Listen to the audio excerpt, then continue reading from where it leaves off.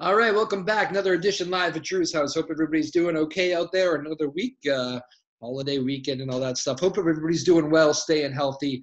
Another week of a pandemic, but getting through it. Vaccine news seems to be doing all right, doing well. So again, hope everybody's healthy and doing the right things and wearing the masks and all that stuff. I'm going to get right to my guest today because he's locked in and ready to go.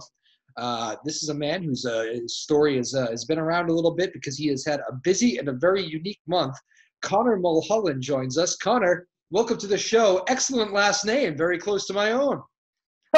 Thank you so much. I know. What are the chances of that? It's crazy. You have the more common spelling, the MUL version. Yep. I have heritage from my great-grandfather designed Mulholland Waterway, so it's named after him, Mulholland Drive. And I've chose that because there is some equity in that for my business. So my business, Mulholland Boat and Board Repair, and Mulholland Surfboard. So, yeah, easy to remember. There you go. We'll talk a little bit about your work in a little bit because you're the dogs have said hello. Sometimes they do that during the show. They like to. I like them. All right, hang on one second. Yeah, I got my dog downstairs. All right, but yes, you. So the Mulholland Drive. So yeah, that's I'm MOHO. So we're just slightly different. But I don't know. I found that to be very funny when I was doing this story. I said, well, this would be interesting. I've never actually interviewed another Mulholland. So very funny. Right. Yeah. No. Same. When I got the friend request, I'm like, you don't see it very often. I don't have much family around here, So. Yeah, that's very funny. So, anyways, let's get into this. Why we're talking to you because, long story short, you have been jumping into the ocean all month here in the middle of the winter, and I would like you to tell everybody why. Okay, so I decided for the entire month of February that I would dedicate pretty much my entire month.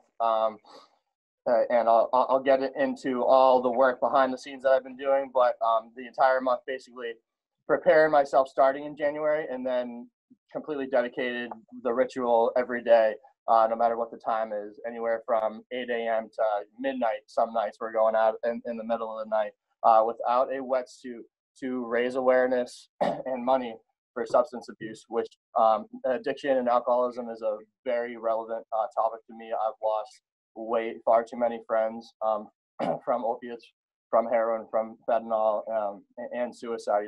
Mental health, it all plays a role in this. There's so many different factors, and it's heartbreaking. Yeah, it never got any easier. Over the last decade, I've lost 8 or 9 friends, and again, it never gets any easier. But this, I can honestly say, this whole month, this whole fundraiser has truly helped me with the grieving process, just from the outpouring of support, and like I said, with my own battle with alcoholism in my recovery process currently, just having the ocean being, I'm a surfer, I'm going to be in the ocean all year round anyways, usually with a wetsuit, and usually not every single day. So it's just, there's no better outlet, there's no better therapy than the ocean. I think so many people have a phobia of the ocean that live around here, whether it's the cold water, the sharks, there's a serious fear factor there, and it blows my mind because we're so lucky to live here. So for people not to, I'm an ocean activist, so for people not to enjoy it, it blows my mind. You're a young man. I got almost 10 years on you. You're mid-20s here, and to lose that many, what's that? 26, yep. 26, yeah, I got you. To lose that many friends to opioids and drugs, it's a big number. So talk about how that is. I know each case is individual. Each case is probably different. You have different relationships with people, but talk about what that's like, losing somebody so suddenly to that. A good way to put it is there's a huge range of emotions, and they come at different times, and that is the part that never gets easier. It's a different range of emotions. You're devastated, heartbreak. I mean, that's your buddy. A lot of these kids I went to preschool, kindergarten with, so with countless years, decades of good times, of laughs gone. It's like they're there one day hanging out with you the same week. You usually find out about it on Facebook, unfortunately, but yeah. So Yeah, and obviously we were all. This is the part. Yeah, so the the the roller coaster of emotions. So you're devastated. You're a little bit angry, and you're not in a selfish way, but you're angry. It's like what? Because you don't understand. I've never even seen this drug. Never mind done it. So I have no idea the struggle. I have no idea the demon, the hole that it grabs of them. Like they're not making decisions for themselves anymore at this point. It's complete. It sounds insane, but it's true. It's like they would do whatever it takes, and that's a big factor in driving me to do this because a lot of times they burn all their bridges. They don't have any money. Their parents, a lot of times, they want to help. They don't know where to help it. They're in and out of recovery. A lot of times they've been Narcan, and that's a whole nother story with the Narcan. I won't get into that right now, but so yeah, it's kind of they think that like they're a cat mentality that if they've been brought back to life, like they have 9 lives, they're just going to do it again. That's insane. But yeah, so devastation, heartbreak, a little bit of anger, confusion, and yeah, those are all the emotions, roller coaster of it through the day when I get the news, when we all get the news, and throughout the whole wake and funeral service. So. It's definitely been a huge fight for my generation, your generation, and it really has been in a lot of ways. I'm sure you feel this way a little bit too. Put on that we were hearing so much about this. It was the crisis of our time a year and a half, 2 years ago, and then this pandemic comes in, and the whole world is fighting something different. And I think it's almost, I don't want to say been pushed to the back burner, but there's another fight on our hands here with this pandemic. And that's created a whole nother issue. Never mind the people that are having these addiction issues within the pandemic. It's just a tough time, and I know you feel that way as well. Yeah, 100%. And the thing that you need to keep in mind is a lot of these guys, the structure, the crutch, their whole the whole success of their sobriety relies on the AA, the NA. I know a few older guys that, like Chucky included, that go to schools, go to prisons, go and tell their story and try to make a difference, try to better their lives, try to just help and give back. And as you can imagine, that is extremely rewarding for them. So with the pandemic, to take that away from them, that reward, that's what's helping them through their sobriety in a way. I mean, you could even argue that that's keeping them sober in a way. So you have to take that away from with the pandemic. Without being able to physically go there anymore. Yeah, you could say that they are doing the NA through Zoom, which is amazing, and the AA and everything else. But not a lot of these people are elderly. They're not going to know how to operate Zoom and everything else. You know what I mean? But that's a let's focus on our age, on our generation. We all are competent enough to Zoom and FaceTime. Let's not use that as an excuse. But I'm just saying that's just one example that people aren't thinking about. Yeah, it's going to make it extremely more difficult than it already was. So, but you're right, though. I mean, I've talked with people in AA, and I mean, for many, the Zoom meetings work, the virtual meetings work. For many, though, a huge part of those meetings and staying on the right course is actually seeing people, is connecting with people, and not having that connection. And it's not just elderly people; young people are struggling with that too. So it's a good point. Yep. You mentioned Chucky there. Tell me a little bit about Chucky's fight, because that's who's you're kind of a part of that. That's what this benefit is. So tell me a little bit about Chucky. Yeah. So have you guys ever done a story on him? I wouldn't be surprised. Okay. Well, Okay. I haven't. I'm sure it's been done, but I have not. Right. So he'd be happy to talk to you, by the way. If you want to reach out to him, he'd be happy to do this with you because obviously he'll be able to explain his story better than I can. But he's just a local legend, super inspiration. He lost 2 of his sons to addiction and struggled with addiction himself. And his whole outlet, like I said, he's an incredible advocate. He essentially has like his own DARE program in a way. Like I said, early prevention education with that. But he also has found a way. This is what I'm most impressed with him. He's found a way to affordably get these people help with grants with his nonprofit. When all my friends were struggling, these treatment facilities can cost upwards of $2, $3, $4 grand a time. A lot of times it doesn't work the first time. You know what I mean? And for him to be able to give these government grants for $200, just my mouth dropped. I said, I need to do this. So if I can get $6,000, that means I get 30 people. We're today on February 12th, we're just over that halfway point of my goal at 3,000. So it's looking like we're going to surpass that. You must be so proud of that. That must really excite you to be on that right road. Yeah, it's unbelievable, really. Yeah, it still feels surreal. So Sunday we're doing another swim with Chucky and I. That was another commitment. I wanted to make sure he was a part of it, at least one swim a week.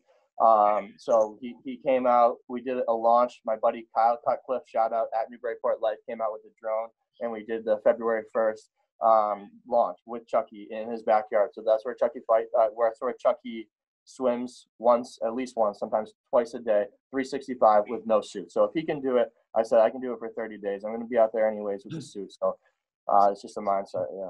Yeah, Connor Moholland joining us again.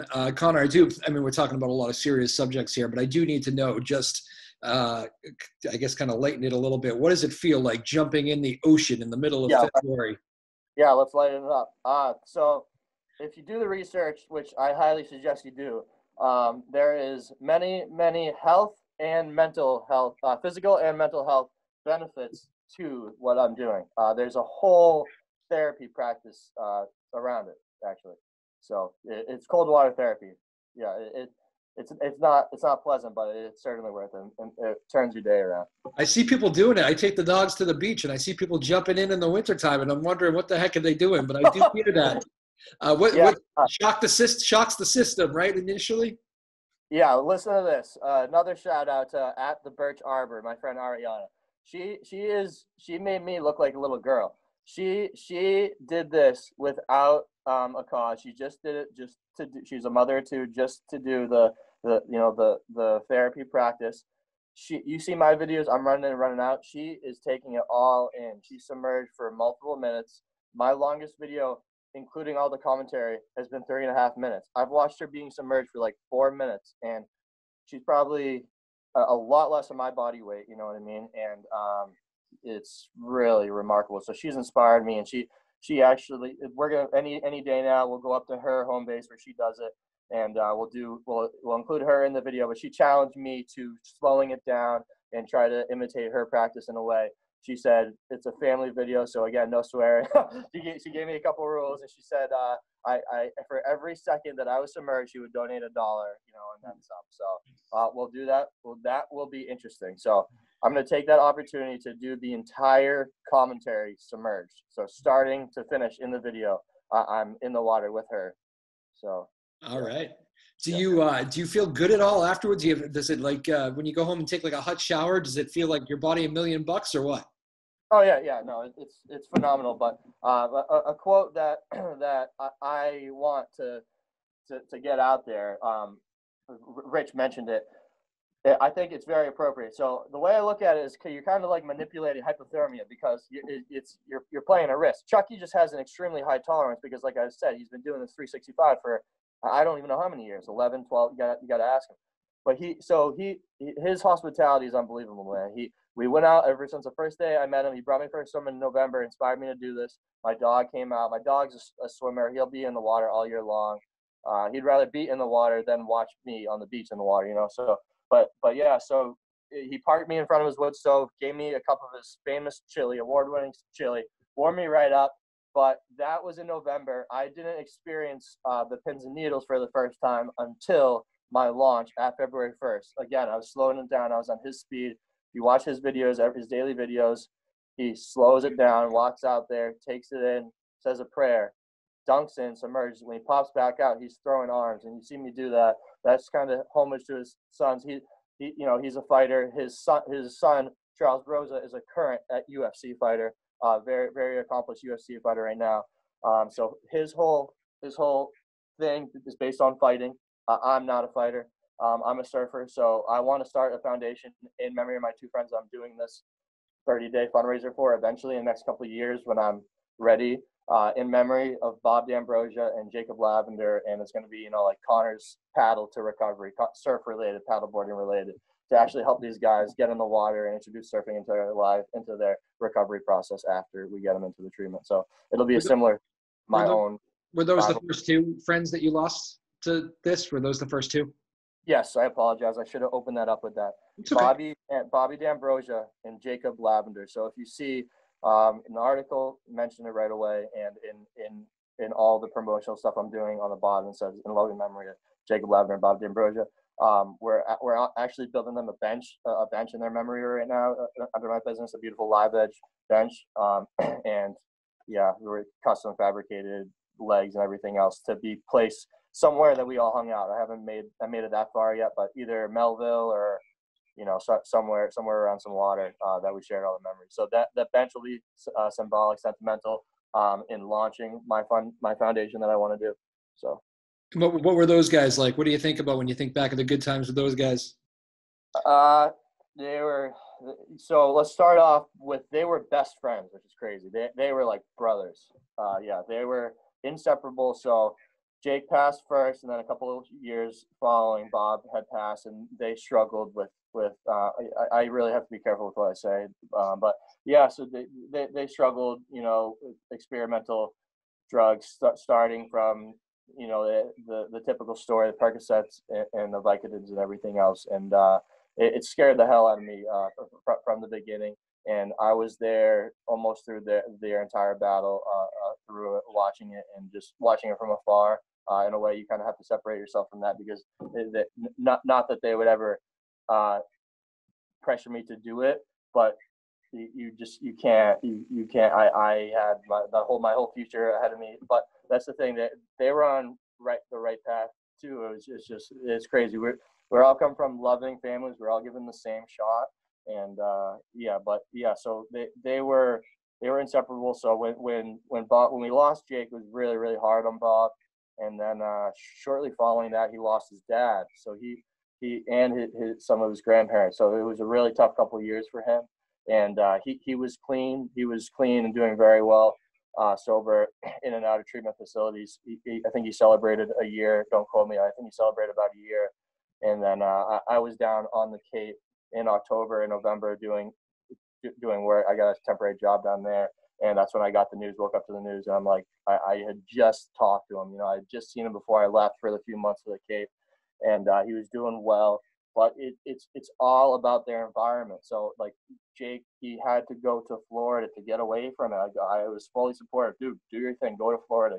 Go to Utah. Those are where some of the best ones are. But again, you got to be wary of Florida, because you got all the pill mills and everything else. I mean, it's really a mindset, and it's really about how bad you want it for yourself to get clean and stay on this earth. So, but yeah, it's temptation. It's a demon that really takes a hold of you and makes your thoughts for you. But yeah, so when Jake came back up here, I'm like, man, as happy as I was to see him, I'm like, what are you doing? Why are you coming back up here?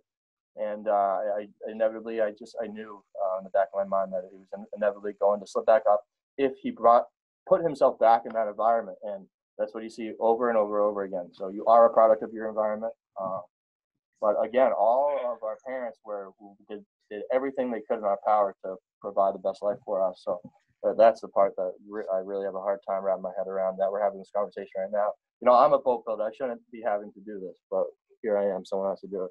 You had mentioned earlier that you've had your own addiction problems. It wasn't the opioids or sparkling water, by the way. But yeah. Sparkling water. There you go. They're not sponsoring you, are they? No, but Athletic, actually, it's funny you bring that up. Athletic, they have a non-alcoholic craft brewery in Connecticut, and they played a huge role in my sobriety. I was able to go without a drink for 13 months. The days of O'Doul's are over, my friend. The beautiful IPA, non-alcoholic, and it takes the edge off after a long day. You don't even think about it anymore. So they are sponsoring one of my days. Thank you, Athletic Grupo.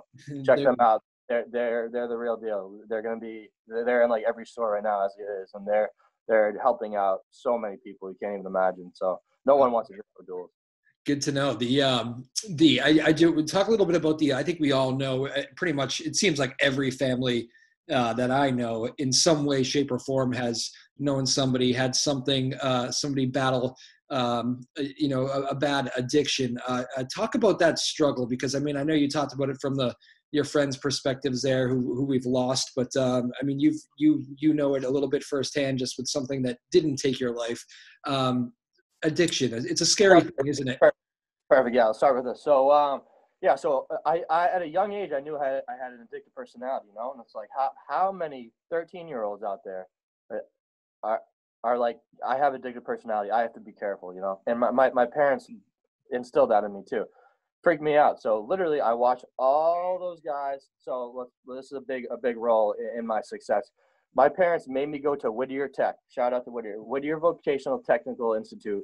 Changed my path. And I can't help but to think, if all my buddies went there, it potentially could have straightened them out as well. But that's the thing about Pentucket. Like, they didn't have any real supervision. You could leave at any time. At Whittier, we had a guard tower, like pretty much a guard. You cannot leave. You cannot get in if you weren't supposed to be there, you know.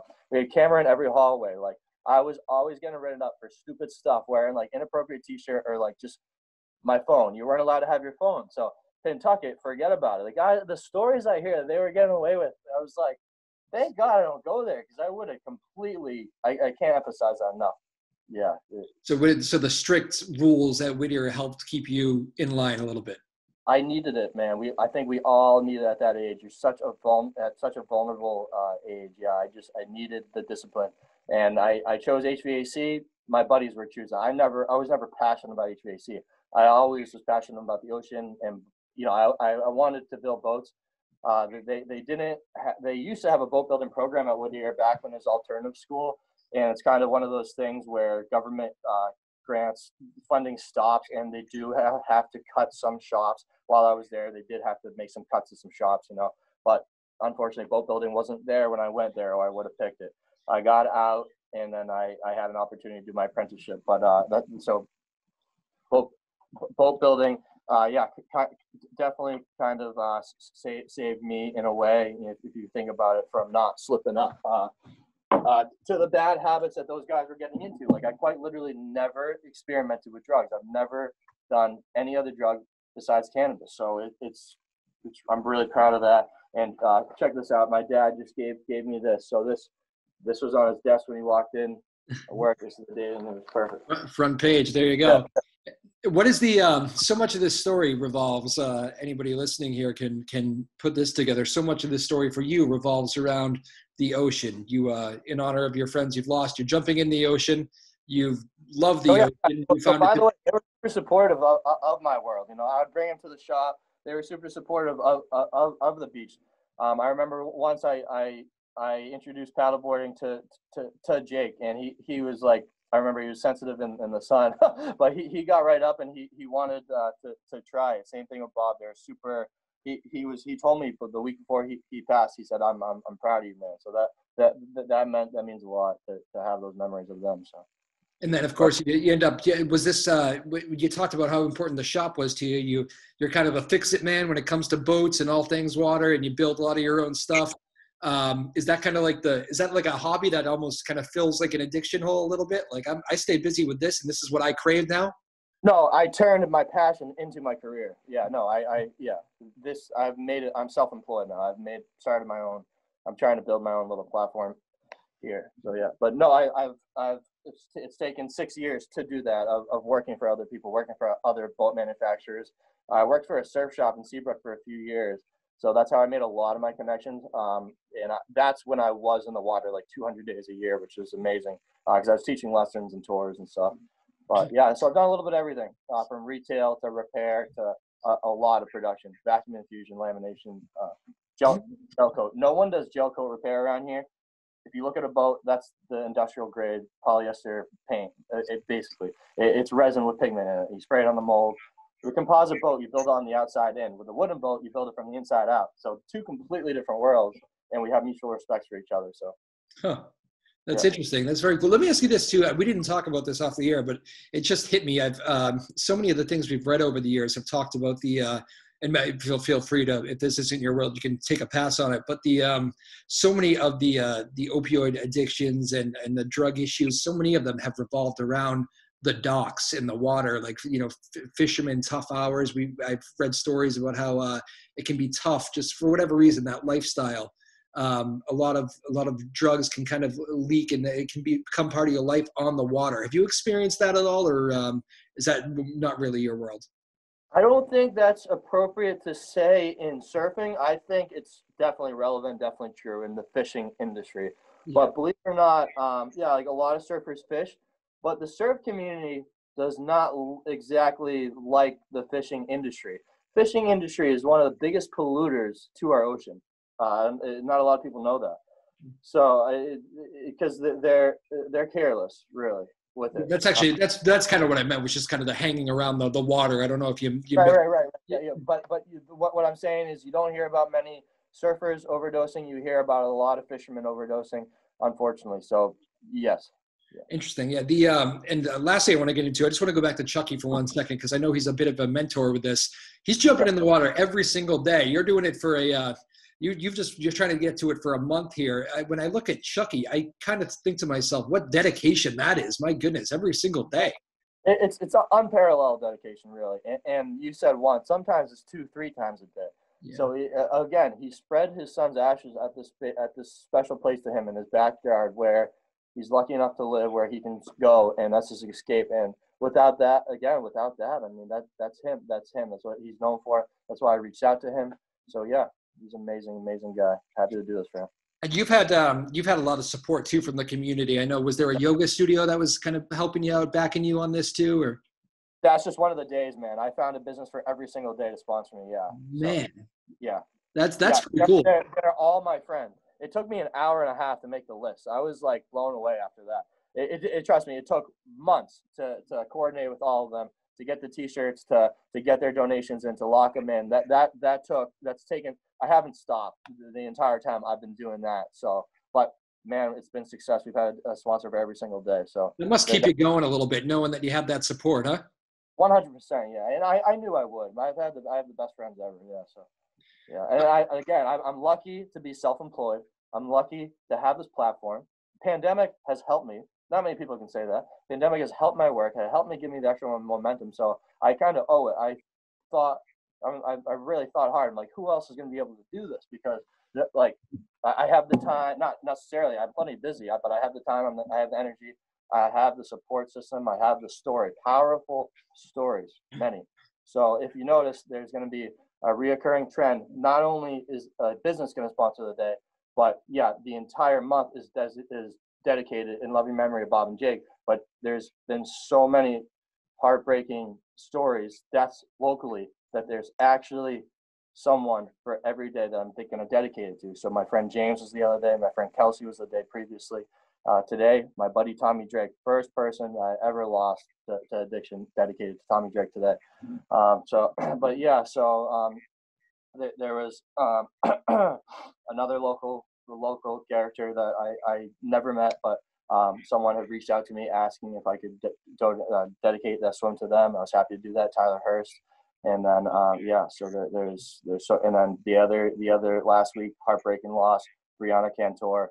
I only knew her from passing. I dedicated the swim to her as well, to the moment of silence. So we'll do the moment of silence more often, kind of serious up the tone. But I know you have to gear yourself up just to jump in and get cold too, but I mean, you must have some emotions running through you when you think about like family members of Brianna, of all these people that you just mentioned. Well, that's been, thanks for bringing that up. That's been one of the most rewarding parts. So I've been in contact with almost all of their families. Yes. So they've really expressed their gratitude that I'm doing this or remembering their loved ones. And I'm more than happy. Of course I would do that. I miss them. I think about them all the time. So yeah. What again? And lastly, I would again, Connor Moholland.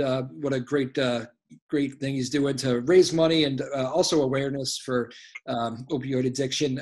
Besides having people donate, which please do donate if you can. But what do you hope people get out of it when they see your videos? Besides that urge to donate, maybe it's just a thinking about somebody who's passed, or maybe a remotivation to get themselves in line. What do you hope people take? Maybe it's a million things you hope they take out of it. Well, yeah, exactly. It's a million things, but the mission statement is to end the stigma. End the stigma. There's all different types of stigmas about it. So simplified, end the stigma. That is my mission statement. But I'm hoping that people find out about Chucky's fight and follow them and continue to donate year after year, and that's what I'll be doing, man. But yeah, so I think a lot of people know about him. He has 5,000 followers, but there's still a lot of people that are hurting right now, that have recently lost loved ones, that would love to contribute to help, and this is a way for them to feel good about that and help people that were in very similar, if not the same exact situations that their loved one was in. So I want them to take that away from it, just to be a part of Chucky's, because I know I will be. And like I said, I'm going to right now, I guess I'm publicly announcing that I will be starting my own foundation. So to keep up, stay tuned with my endeavors and starting this new nonprofit. It's definitely something I've never done, definitely out of my comfort zone, but I feel very strongly about it. So awesome story, man. You got that. You can tell you believe it, and it's a great thing you're doing. So very cool. Hey, we always end the show with a little rapid fire. Got to answer the first thing that comes to your mind. You ready for it? Yep. Get to meet the guest a little bit here. Favorite pandemic activity? Is it surfing? Oh yeah, surfing. But here's a good one. I felt like I was a criminal surfing in the beginning of the pandemic. It was like surfing is a crime. I already felt like that growing up as a skateboarder, man. And now they take away surfing from me. Skateboarding is a crime. Signs everywhere. Kicked out by the cops, my local spots. Now I'm being kicked out of the spots, my local spots, by the cops of my surf spots. Unbelievable. I never thought that would happen in my life. Are you good now? That was just an early pandemic thing, right? Or are you still being pushed? Yeah, but you got to understand, that was a big deal. that was a big deal. I mean, out in California, they were giving $1,000 tickets to people. The resources they were using, it was sick. It was really sickening. You saw videos of the Coast Guard chasing down surfers, and these surfers were going viral because they were evading, running away from them with their board, just trying to get a wave. It's like, how are you to take that away from us? Seriously, they closed the wall for months. Couldn't even park there until got out to Cinnamon Rainbows. They went in front of the town, the whole surf community. Because keep in mind, I'm just one of hundreds of crazy guys that are out there in the winter anyways, on a daily basis. There could be a 2-foot wave when we're out there. So they were hurting, not having their home. I mean, that's their home, surf out the wall. So they went to the town, got enough signatures on the petition, and they opened it back up. But that was really scary. That was an eye-opening thing for me. They took away golf for me for a little bit. I enjoy the golf, and they took that away for a little bit. And the golf got all the headlines. You guys must have been as surfers, like, where are the news cameras for us? Well, the golf got on the headlines, but what pushed them to really make a difference, to really like start talking about it, the golf resorts opened up before the law. You guys were allowed to golf before we were allowed to surf. What is that about? We're outside. We're physically in the ocean outside. We're surfers. We're riding waves. We can't be within 6 feet of each other. Give me a break. I can still. You're still angry about it. Very funny. Favorite musician? Favorite musician. Revolution has been super influential in me. Reggae, Sublime. They were influenced by Sublime. The Elevators. Shout out local South Shore. I would say the Elevators right now is my favorite band. They're killing it. Favorite movie? Favorite movie, Point Break. Favorite food? Favorite food, baked haddock. Baked haddock. I figured it had to be something from the ocean. Yeah. I used to get made fun of a lot because I never ate seafood. Like, what kind of surfer are you? I'm like, all right, I'll start eating it. Like, now baked haddock's my favorite. And lastly, what's your favorite spot it's been to jump in the water? Are you going in from different points? Yeah, exactly. But I used to work at Surfside and Sea Glass, so I still have a lot of support through them. And Plum Island, that's my backyard. The cottage surf shop in Plum Island, sponsored today. So I'm gonna go all over the place. But doing it with Chucky is always special in his backyard. So you enjoyed jumping in off Plum Island?